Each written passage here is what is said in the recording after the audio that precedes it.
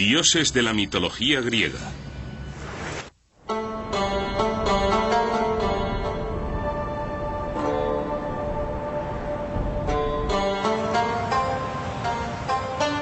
Las historias de los dioses y diosas de la antigua Grecia son eternas. Aún inciden en nosotros.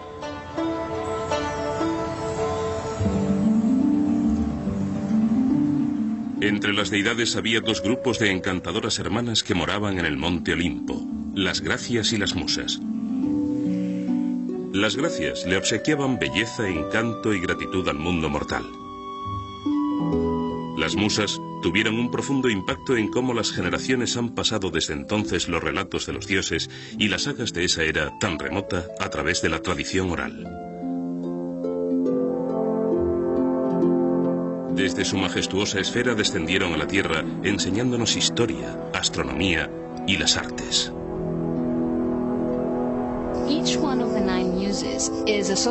Cada una de las 9 musas está vinculada a un tema concreto, normalmente relacionado con las artes y las ciencias. Por ejemplo, Clío, la proclamadora, es la que está vinculada a la poesía épica y es la musa de la historia. Ahora las musas son muy conocidas porque tenemos palabras como museo, naciente de las musas, que se encuentran en los idiomas contemporáneos y, por supuesto, en el griego. Las historias griegas tratan de aquellas cosas que la gente considera importantes. No habrían persistido de no ser así. Si las historias van a perdurar y ser vueltas a contar durante varios miles de años, tiene que haber algo en ellas que tenga sentido para las personas que las escuchan durante generaciones. Las pruebas de lo divino estaban por todas partes. Para los griegos, los dioses eran tan reales como los campos que labraban y las familias que criaban. El número de pequeñas ermitas que estaban alrededor de la ciudad, el número de sitios dedicados a los dioses y los grandes santuarios, hablan de unas creencias bastante fuertes. La vida era considerada algo bastante precario y era preciso hacer todo lo posible para que aquellos poderes que regían el mundo estuvieran de tu lado para estar a salvo. Durante toda la vida y de estación en estación, cada fase de la vida humana estaba ligada a los dioses.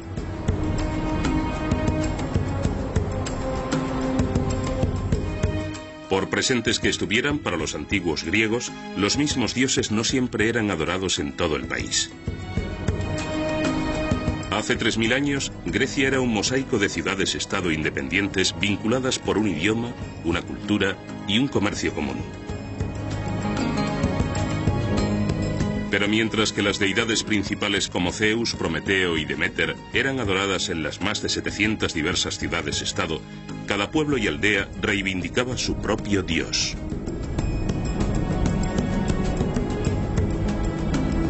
El paisaje de Grecia está repleto de dioses. Dioses de los que tal vez ni se ha oído hablar en la aldea de al lado. Cada arroyo, cada manantial de agua dulce, algo que es de agradecer en el seco clima griego, tiene su propia divinidad. Las colinas separaban unas aldeas de otras y a unos grupos de otros. Así que eso fomentó que cada aldea tuviera su dios favorito y sus propios héroes predilectos. Y creo que el trazado natural del país fue muy importante para la formación de sus mitos y su religión. Los dioses eran muchos, así como sus funciones. Hermes era el protector de los rebaños y manadas de animales domesticados. Era la diosa del matrimonio, así como de la maternidad. Eros imperaba sobre los asuntos del amor. Hefesto era el dios del fuego y los volcanes. Poseidón gobernaba el mar. Estaba Pan, mitad humano y mitad cabra. Se le reconocía como el dios de los pastores. Y estaba Artemisa, protectora de la naturaleza y de los jóvenes. Artemisa está relacionada con la naturaleza nueva y en flor, con las crías de animales. Pero Artemisa también está vinculada a la iniciación de las jóvenes. Así que hay un continuo en el pensamiento griego entre lo que pasa en el mundo natural y en lo que podríamos identificar como una esfera social humana muy distinta. Para el pensamiento mitológico griego, todo forma parte de un mismo fenómeno. Y por eso Artemisa puede ser la cazadora, la que está vinculada a la naturaleza, pero también la que doma a las jóvenes. De todas las deidades que influyeron en la vida humana, Deméter era la más importante. Festejada una vez cada 5 años, era la diosa del maíz y las cosechas. Los griegos observaron y convivieron con su paisaje durante muchísimo tiempo y elaboraron historias al contemplar la naturaleza y vivir con ella, y el culto a una especie de diosa de la tierra que protegía la tierra y se ocupaba del buen estado de las cosechas o se las negaba a los hombres si no se portaban bien. Todo eso formaba parte de la visión de los griegos del ciclo de la naturaleza. La relación entre el hombre y lo divino no era sencilla. Sin embargo, era una alianza precaria. Aunque los dioses eran poderosos e inmortales, no estaban por encima del cuestionamiento de los humanos. Los antiguos griegos criticaban a menudo el comportamiento inmoral de los dioses.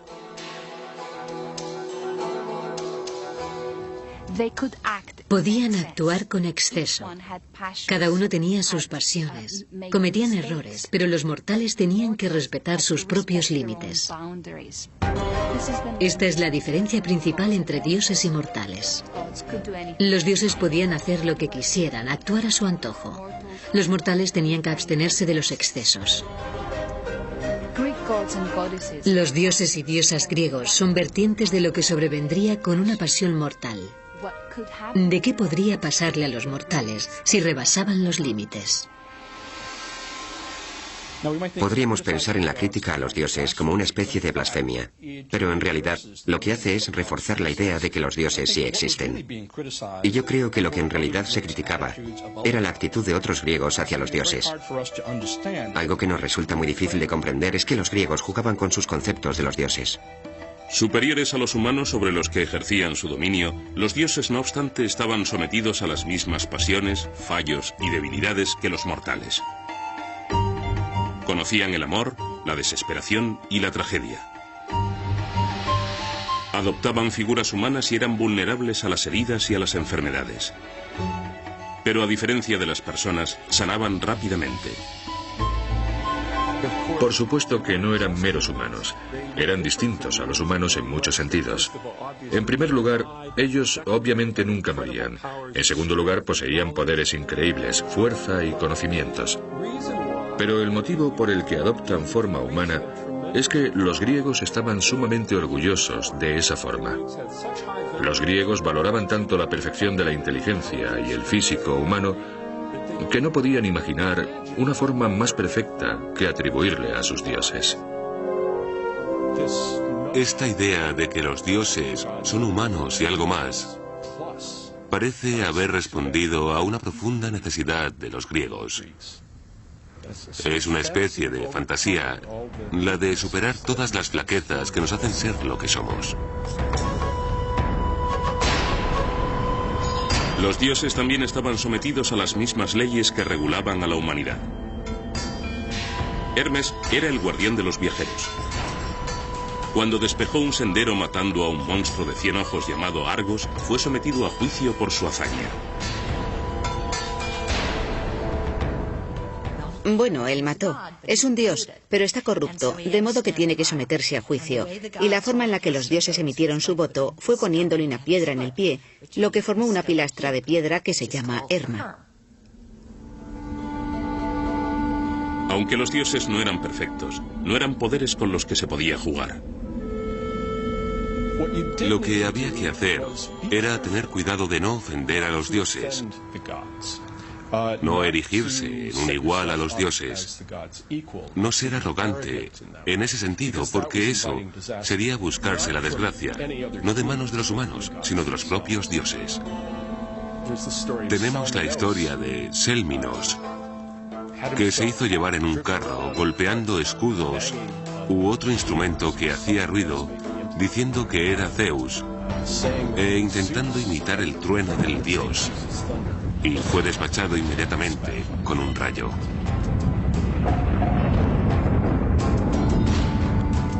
Pienso que todos creían que algo realmente poderoso tenía que ser responsable de los rayos. y el candidato más obvio era Zeus. Zeus era ante todo un dios del tiempo. De hecho, cuando llovía decías, Zeus está lloviendo, no está lloviendo.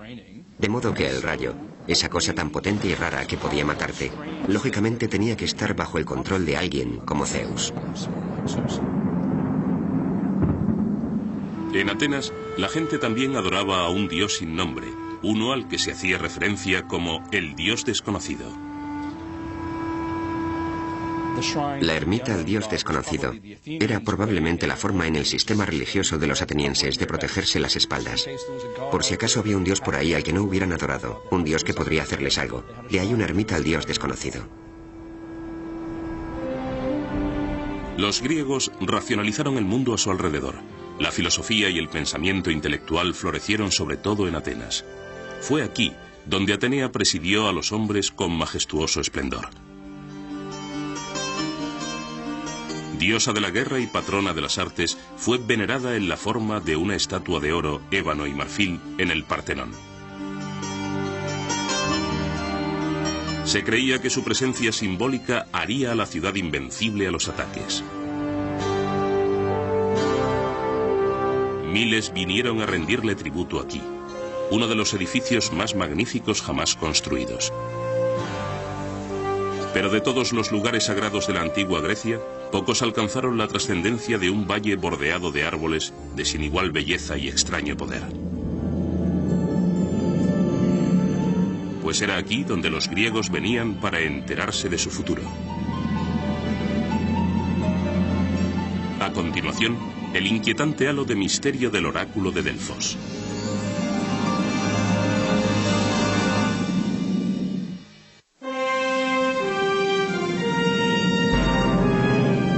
Esto es Olimpia. Hace 2500 años, una estatua de 12 metros de altura se alzó aquí. Estaba hecha de oro y marfil y fue considerada una de las 7 maravillas del mundo antiguo. Dedicada a Zeus en celebración de su omnipotencia, esta maravilla de la antigüedad presidía el acontecimiento deportivo organizado más antiguo del que se tiene noticia en el mundo, los Juegos Olímpicos. Cada 4 años, los griegos de todas partes del mundo helénico, las islas e Italia, venían a Olimpia para celebrar este festival. Restringido solo a los varones, incluyendo los espectadores, atletas desnudos competían por una corona y la gloria bajo el ardiente sol en 5 pruebas. Salto de longitud, lanzamiento del disco, lanzamiento de jabalina, lucha y los 182 metros planos. Aunque el fin de los juegos era ganar, el propósito era rendir culto. Según un estudioso, David Sensom, la competición deportiva era una dedicación de energía ritual a los dioses. Y de hecho, una forma de demostrar esto es que lo que hacían los atletas era sudar. Sudaban, se cubrían de suciedad y se untaban de aceite de oliva. Una vez terminaban de competir, se limpiaban la suciedad de la piel usando un estrijil. Recogían la suciedad de los atletas, que se creía que tenía propiedades mágicas. En cierto modo, estaban cosechando los productos de la energía humana y conservándolos como una poción mágica que los dioses agradecerían. Esto entonces era Olimpia. Y hasta el día de hoy, en todo el mundo, ganar una prueba olímpica sigue siendo un logro incomparable.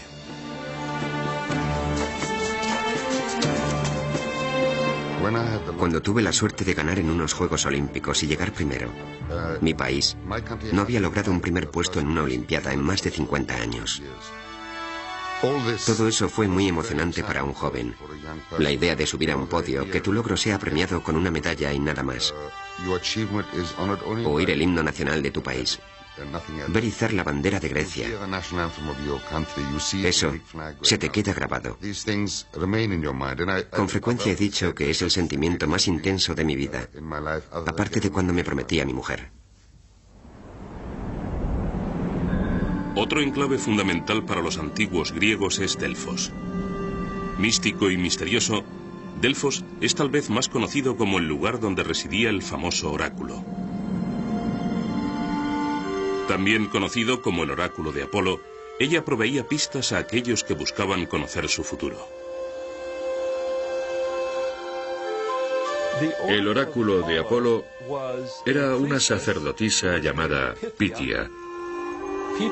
La gente venía de todas partes del mundo conocido para consultar a esta sacerdotisa sobre temas importantes, a menudo asuntos de Estado, problemas políticos y orientación. Lamentablemente, el oráculo a menudo hablaba en un lenguaje que nadie entendía.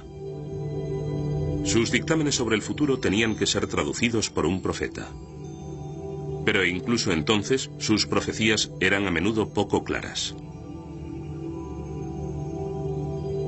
Hay una famosa respuesta ambigua del oráculo a la pregunta de un gran rey: ¿debo ir a la guerra?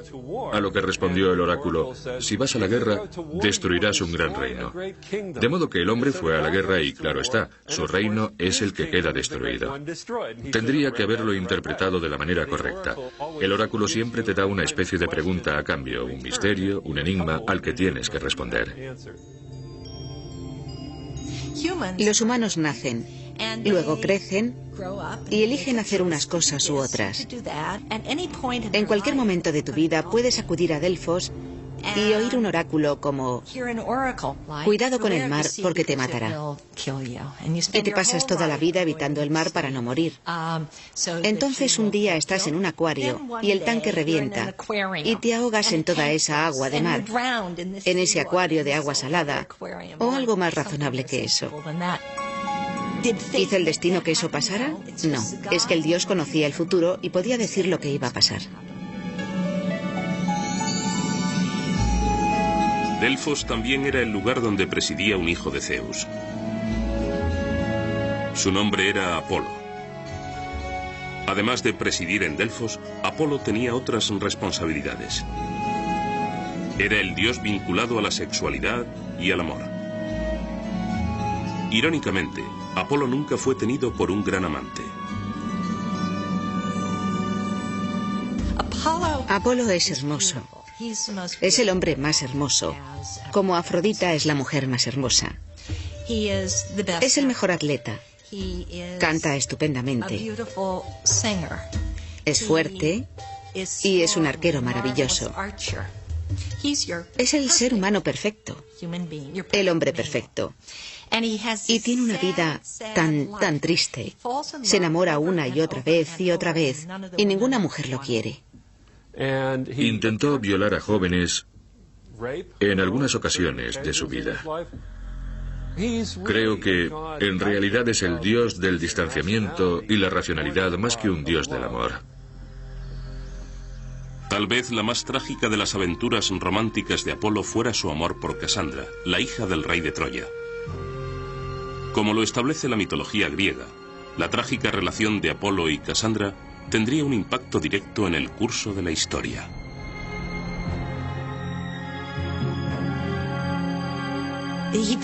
Él se enamora de Casandra, que es una princesa de Troya, y le dice: verás, te daré el don de la profecía si te acuestas conmigo.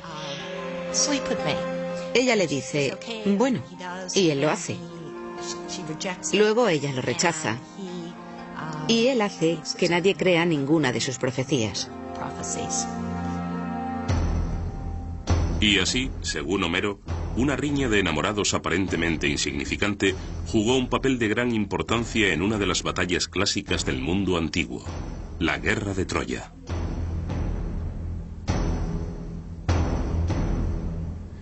Las historias griegas de Homero hablan de un día glorioso en el que todos los griegos hicieron algo juntos: salir de expedición y luchar contra los troyanos.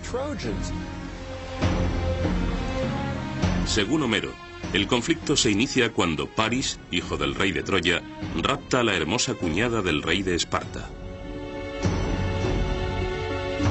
Furiosos por el rapto, el rey y su hermana reúnen a todos los líderes del mundo griego para que se unan en un ataque sobre Troya. Durante 10 largos años mantienen sitiada la ciudad, pero es en vano. Troya es una fortaleza casi inexpugnable. Y entonces un general griego llamado Odiseo, Ulises, presenta un plan que tendrá eco en la historia. Sugiere que los griegos construyan un caballo y finjan que abandonan Troya, como si el gran caballo fuera un regalo de despedida. Pero Helena, la princesa griega que ya se ha enamorado de su captor, conoce a los suyos y sospecha que es una trampa.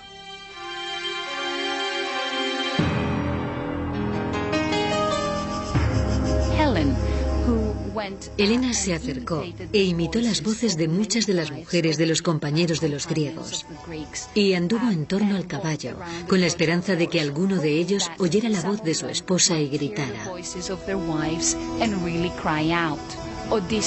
Odiseo fue quien contuvo a sus compañeros de ponerse al descubierto. Y así, la tragedia aguarda a los confiados troyanos. El caballo es llevado dentro de la ciudad amurallada. Pero aún tienen otra oportunidad cuando Casandra, la mujer troyana que rechazó los avances del dios Apolo, también intenta advertir a sus conciudadanos.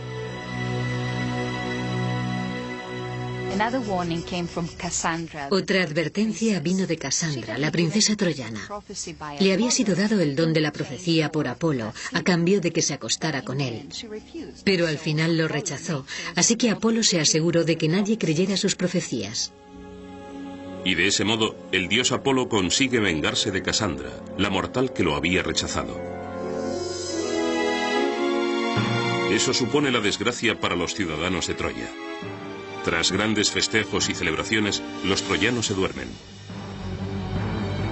Más tarde, esa noche, al abrigo de la oscuridad, los ejércitos griegos vuelven. Dentro de la ciudad amurallada de Troya, Odiseo y sus hombres salen en silencio del vientre del caballo de madera y abren las puertas de la ciudad.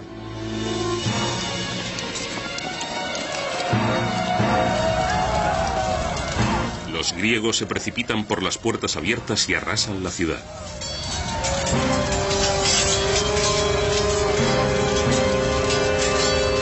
Pero la venganza no le hace un mejor amante. Apolo seguirá siendo un fracaso en asuntos del corazón.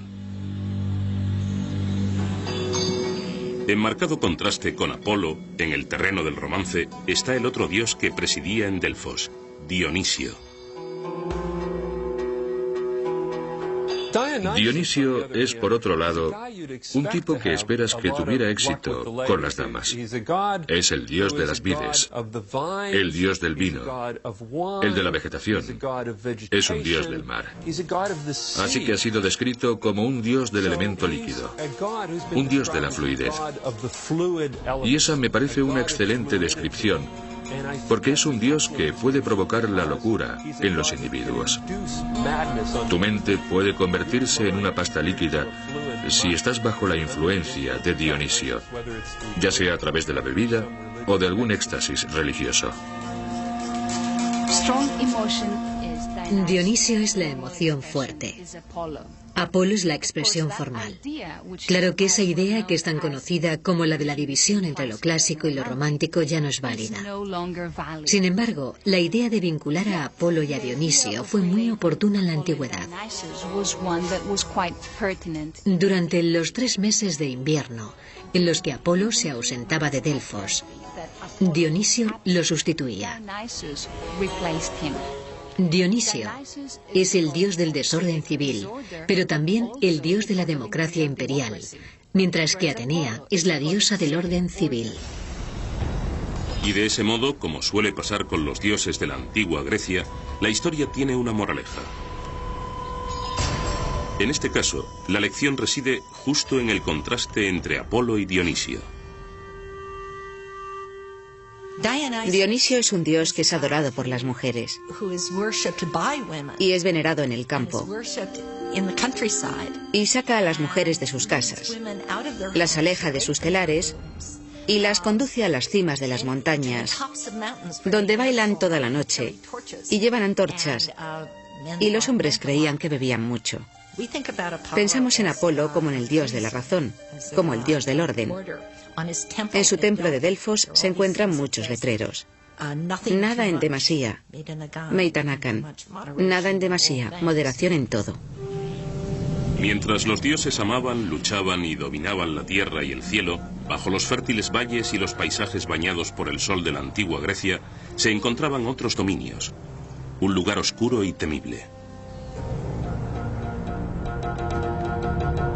A continuación, el aterrador destino de las almas de los difuntos en la antigua Grecia, el infierno.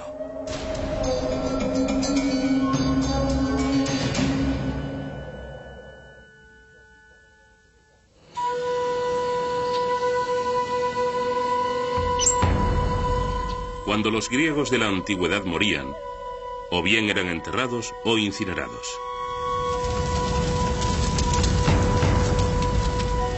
Más allá de la muerte se encuentra el infierno, una especie de sombra de la existencia en la que no había consciencia de otra vida. Nadie iba al cielo. Ese era el dominio exclusivo de los dioses. Tras la muerte tenemos un alma, según los griegos, llamada psique, que se marcha revoloteando como una sombra de humo al infierno. Cuando llegas al infierno, ese lugar recibe el nombre de Hades, y a veces se le llama la casa de Hades, porque Hades es el dios del infierno. Y desde allí, el alma tiene que hacer un viaje.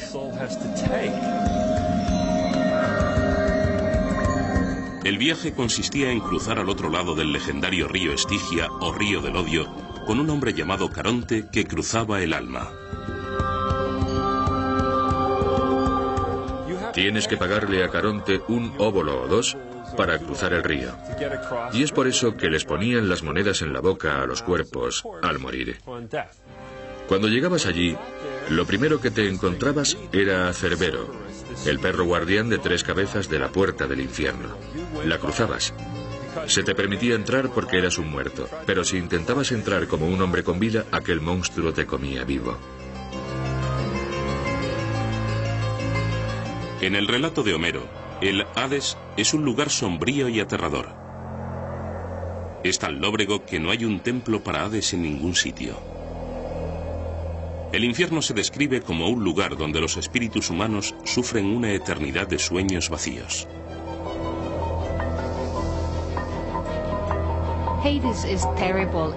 Hades es terrible e inexorable, pero no castiga las almas como el Satanás del cristianismo. Psique en griego significa aliento y viene del verbo psiken, que significa respirar. Ahora, cuando alguien muere, ya no respira. Psique ha sido traducido por alma. Las psiques no tienen consciencia en el infierno.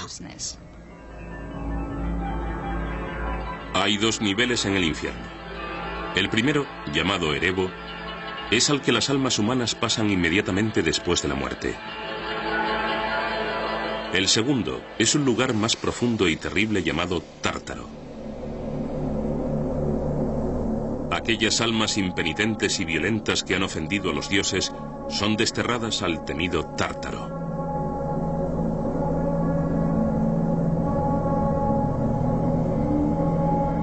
Uno de los personajes más famosos que fue puesto en el Tártaro fue un hombre llamado Tántalo.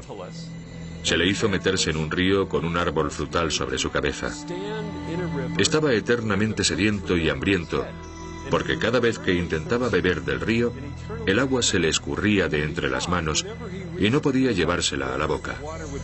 Y cuando intentaba comer la fruta del árbol sobre su cabeza, siempre se alejaba fuera de su alcance.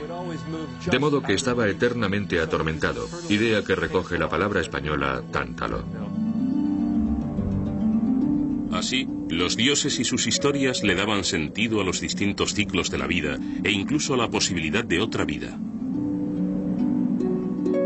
También ayudaron a los griegos a establecer una moralidad y un cuerpo de ética. En la antigua Grecia, una de las civilizaciones más avanzadas de su tiempo, estas historias con el tiempo inspiraron el nacimiento de una nueva expresión artística, el teatro. Más tarde, dramaturgos como Eurípides, Sófocles y Aristófanes las dramatizaron, permitiendo que los relatos épicos cobraran vida para la gente a lo largo de los siglos. La relación de la literatura con las creencias religiosas entre los griegos es muy compleja. Hay que recordar que para ellos, la literatura, y especialmente la poesía, no era del dominio exclusivo de una minoría culta. Ni siquiera se pensó al principio que fuera a ser leída. Era accesible a todo el mundo. Tenían varios tipos de representaciones. Tenían poesía oral, danzas corales, drama, pero nunca pensaban en ellas como si fueran categorías, y especialmente nunca se les ocurrió que fueran leídas. Era para ser representadas. Por lo tanto, están más profundamente arraigadas en la cultura local. No es algo que solo hagan unas pocas personas. Leer esas obras son algo que todo el mundo escucha y ve. Algunos de los primeros autores construyeron sus obras y poemas en torno a temas que criticaban a los dioses, algo que más tarde los filósofos condenaron con vehemencia. La crítica de Platón a la literatura tradicional y a las historias tratadas en ella era que los dioses en esencia no actuaban como dioses. Creo que Platón sobre todo se sentía violento con eso por su particular visión de cómo tendría que ser un dios. Podemos ver el mismo tipo de crítica en las tragedias de Eurípides, su visión de que los dioses no deberían actuar en la forma en que los presentan muchos de los mitos que están tratando dramáticamente. Sin duda, cuando consideras un drama como El Ión, en el que Apolo es representado como un violador, empiezas a cuestionarte el valor de un dios así. Algunos filósofos creen que la redención es la moraleja de la historia. Al final de la obra, la mujer que es violada se convierte en la madre del dios Apolo, Ión, que llega a convertirse en el líder de la ciudad-estado de Atenas. Muchas de las obras reflejaban el aspecto más apasionado de la naturaleza humana en la conducta de los dioses. La sexualidad y los asuntos del corazón eran controlados por Afrodita, la diosa de la belleza, el amor y la fertilidad. Igual que Apolo, Afrodita tuvo una vida turbulenta. Afrodita estuvo vinculada a la guerra por su unión, su aventura con Ares, el dios de la guerra. Ambos fueron dos famosos amantes. Afrodita no estaba casada con Ares, sino con Hefesto o Vulcano, el dios de la forja. Pero tuvo una apasionada aventura con Ares, el dios de la guerra. Y la pregunta es, ¿por qué siempre se unen ambas cosas? Es la furia de su pasión recíproca la que los convirtió en dos dioses que estaban fuera del control de los otros dioses. Y como dice el dicho, el amor es un campo de batalla. De este modo, los primeros escritos griegos expresaban lecciones de la vida cotidiana. Y sin embargo, algunas de las obras reflejaban una actitud abiertamente sexista hacia las mujeres. Un ejemplo de ello es la historia de Hipólito. Él despreciaba a las mujeres, despreciaba la sexualidad femenina. Era casto, casto y puro. Ahora lo mandaríamos a un psiquiatra porque era puro y virginal. La criada de su madrastra, su sierva, fue ante Hipólito y le dijo que su madrastra estaba enamorada de él. Hipólito estaba consternado. Estaba horrorizado. Cuando los hombres griegos se reunían en las fiestas y bebían en los simposios, sabemos que contaban historias, que escribían poemas que hacían mofa de las mujeres. En la primera cultura griega, las mujeres eran vistas como consumidoras del esfuerzo del hombre. El hombre tenía que arar. La mujer simplemente consumía sus esfuerzos. Se quedaba en casa, cocinaba y le estaba constantemente encima. Hubo una fuerte beta misógina en la literatura griega a lo largo del siglo IV y el siglo V. Así, Los grandes dramas y comedias se representaban en anfiteatros por todo el país, con repartos íntegramente masculinos, interpretando tanto los papeles de dioses como de diosas.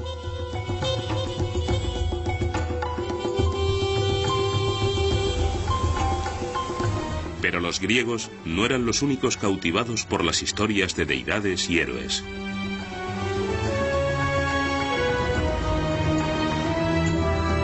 Otros también observaban. Lejos, hacia el oeste, al otro lado del Mediterráneo, un nuevo y gran imperio estaba surgiendo.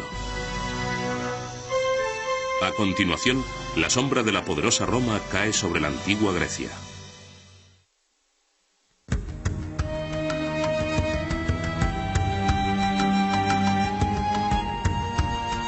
Los dioses y diosas griegos, así como la Grecia clásica en sí, conocerían los estragos del tiempo y los cambios. Como deidades vigentes, con el tiempo se deslizarían en la bruma de la historia. Y sin embargo, no han desaparecido del todo. Aunque no forman parte de nuestra religión, aún necesitamos esas historias. Son relatos maravillosos, ricos y sumamente atrayentes de cómo funciona el mundo y qué somos como seres humanos. Generación tras generación de estudiantes modernos son fascinados por estos mitos. Creo que eso surge de algo que todos tenemos en nuestro interior. El deseo de crear historias, la necesidad de entender el mundo, creando historias sobre él. La mitología griega ha trascendido los siglos, llegando a nosotros no solo por los grandes poetas y dramaturgos, sino a través de los conductos de muchas otras culturas. Una de las primeras fue Roma, más hacia el oeste. Ella absorbió mucho de lo que Grecia tenía que ofrecer. Los romanos descubrieron la religión griega en el siglo III a.C. y empezaron a darle más importancia de la que había tenido. Sabemos que habían tenido contacto cultural durante mucho tiempo, pero Grecia poseía una especie de prestigio del que los romanos pensaban que carecían. De modo que se apoderaron del sistema olímpico y alinearon sus propios dioses locales con los dioses griegos de más evidente categoría. Con la adopción de los dioses griegos, los romanos imbuyeron el panteón de las deidades de características claramente romanas. Lo primero fue asignarles los nombres romanos. Zeus se convirtió en Júpiter en sus términos. Ares se convirtió en Marte. Atenea en Minerva. Cuando digo se convirtieron, quiero decir que ellos ya tenían esos dioses. Minerva, Marte, Júpiter. Pero ahora los alineaban de una manera novedosa que decía, sí, formamos parte de un continuo de cultura con los griegos de más categoría.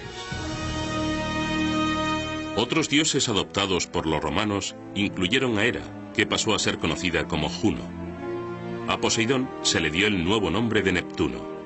Hades reapareció como Plutón. Afrodita quedaría inmortalizada para siempre como la diosa Venus. Y así, el panteón griego en buena medida se convirtió en el panteón romano.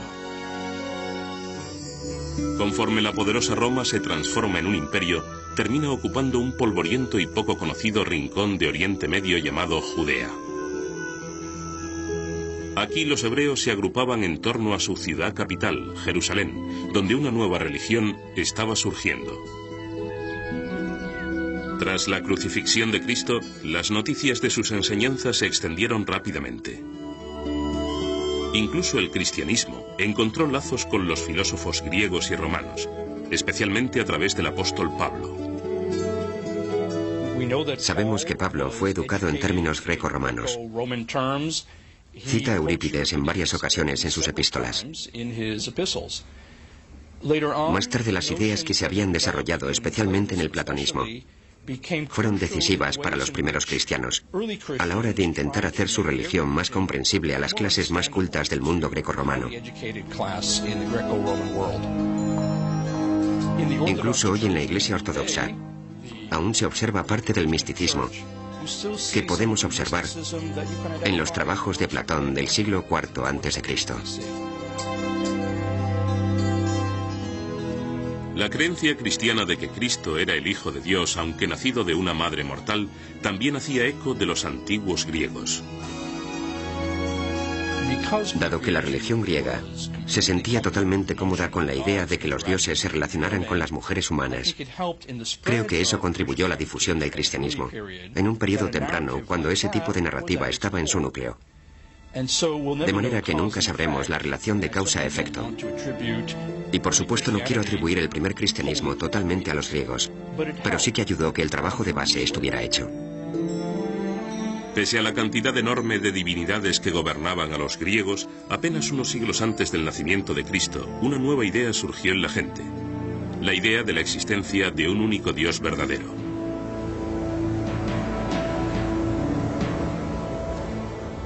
El mundo griego se inclinó hacia el monoteísmo, yo diría que en algún momento hacia el siglo III y IV a.C., con la llegada de filosofías y filósofos como Platón y Aristóteles, que tenían dudas acerca de la religión griega tal y como estaba descrita en la mitología, pero sí creían en una fuerza suprema, en un bien supremo, en un poder omnisciente. Ese movimiento hacia el monoteísmo en la antigua Grecia no le pasó inadvertido al apóstol Pablo. Un día en Atenas, Pablo se encontró dirigiéndose a los ciudadanos griegos en la cima del Areópago, una colina que era el lugar de reunión de un consejo de nobles.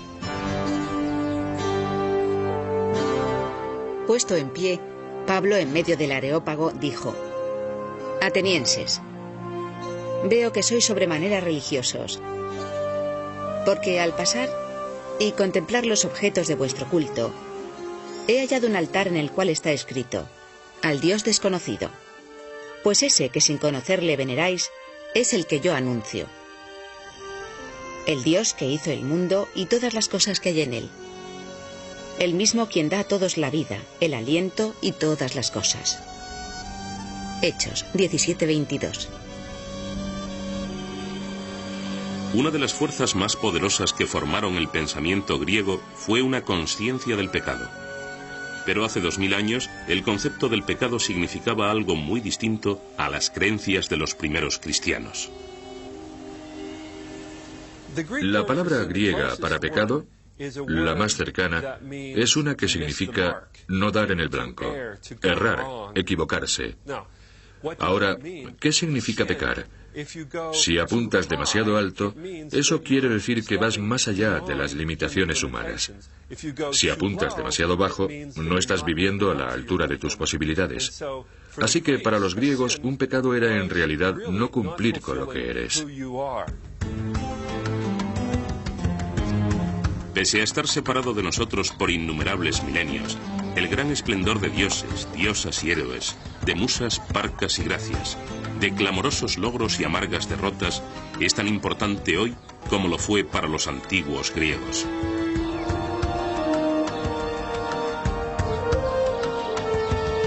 Lo interesante de los griegos en ese periodo es que veneraban a los dioses, pero también le conferían a esos dioses las actitudes de los seres humanos. Estaba la lucha, estaban los celos, estaba el adulterio, estaba la felicidad, la verdad, estaba la paz. Estaban todas las cosas que pasaban en la vida cotidiana de los seres humanos que también estaban vinculadas a los dioses. Creo que esa es en parte la razón por la que ciertas cosas han perdurado todos estos siglos en la mente de la gente. Y se pueden observar en la forma en que los griegos piensan incluso hoy en día. Los mitos griegos, como una colección de relatos, dicen algo muy complejo acerca del mundo. Apelan a una especie de optimismo y a la vez a una especie de pesimismo.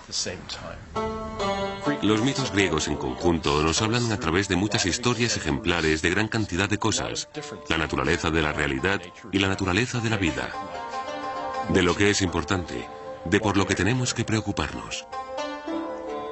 Una de las lecciones más importantes es que leer cualquiera de esas historias, que son tratamientos eternos de las grandes preguntas, como la de la moralidad individual contra la moralidad del Estado y las leyes que nos son impuestas, es cómo se lidia con esas cuestiones tan difíciles, la de cómo tener el mejor comportamiento como ciudadano en el Estado. Sobre eso tratan los mitos y leyendas griegas. Y te quedas con la sensación de que, en realidad, ignoramos qué son o quiénes son esos dioses. Pero sabemos que existe una fuerza ahí fuera. Hay una enorme fuerza que controla nuestras vidas y que tenemos que mantener una mentalidad abierta frente a lo que esa fuerza está haciendo. Por eso, los griegos pueden hablarnos a través de 3000 años de historia y darnos algunas preguntas, si bien no respuestas, a algunas de las cuestiones eternas más perturbadoras en el mundo. Una vez aquí hubo otro mundo. Y los dioses, las diosas y las gentes que vivieron aquí aún rondan el paisaje. Sus historias aún viajan a través del tiempo. Mientras las personas busquen una comprensión más profunda de sí mismos y su mundo, la antigua Grecia seguirá existiendo. Todos los otros dioses de este gran lugar me concedieron que mi alma interior fuera hermosa y que todas mis posesiones externas estuvieran en armonía con mi hombre interior, con mi ser. Platón.